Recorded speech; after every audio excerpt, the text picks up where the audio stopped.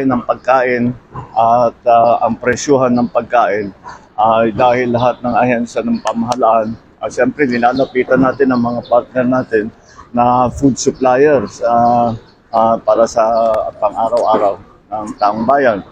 At kami naman, nakita naman ninyo, ito isa lamang ito, 10% pa lang ito sa kanilang stock. Ibig sabihin, hindi lamang ang Century kundi ang iba't ibang mga food processors at saka retailers ay maayos naman ang stock natin.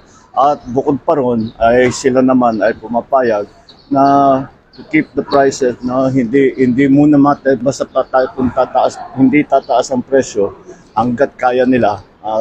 Kaya siguro mga isang buwan, yung iba baka 2 buwan hindi magagalaw yung presyo. Kahit na dumating na tayo, ay patuloy naman natin tinitignan ng supply. Ang supply ay hindi kailangan mag-alala ang taong bayan. Ang food supply natin ay sapat kahit na pangmatagalan.